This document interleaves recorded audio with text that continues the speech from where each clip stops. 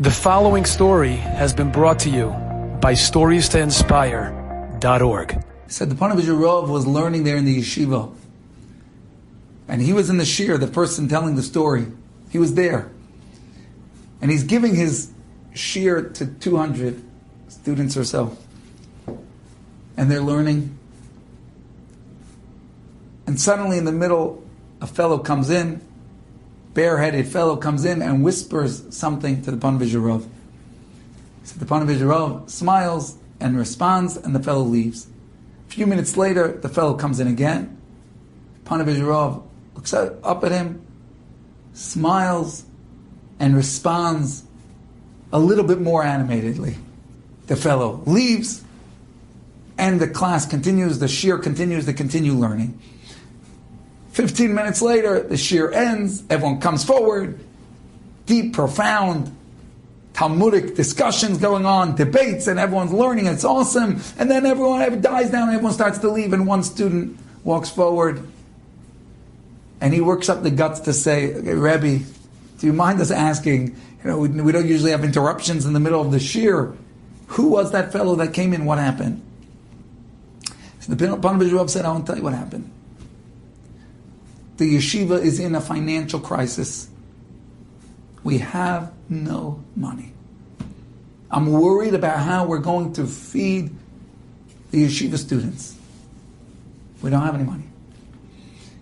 He said, we're sitting there and we're learning and then we're talking and we're studying Torah.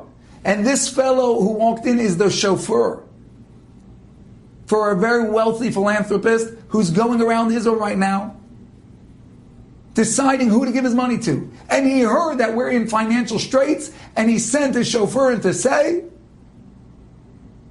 that his boss would like to meet with me in terms of giving a sizable donation. I said, no, we're in the middle of learning Torah. This is not a time for meeting. I said, I would love to meet with him after the class. If he could wait 15 minutes, we'll meet. The fellow came back a few minutes later after having reported back to his boss, and the philanthropist said, no, it's either a meeting now or no meeting. So he came back to me and he whispered in my ear, a meeting now or nothing. I said, I paused for a few seconds. What do I do? He said, and then it became clear to me. And I said to him, you can't build Torah on bittul Torah.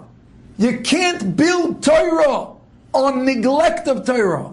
You can't build holiness on neglect of holiness. No.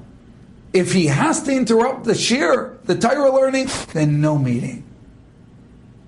And the fellow went back and reported that, and the philanthropist drove off. But guess what? The next day he returned. Because out of all the institutions, one made the greatest impression on him. The Panovich Rav. That you can't build Torah on neglect of Torah. He said he came back and he gave them the biggest donation out of all. Those words are ringing in my ears. You can't build holiness on neglect of holiness.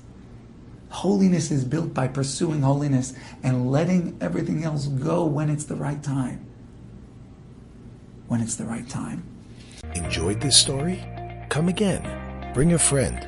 StoriesToInspire.org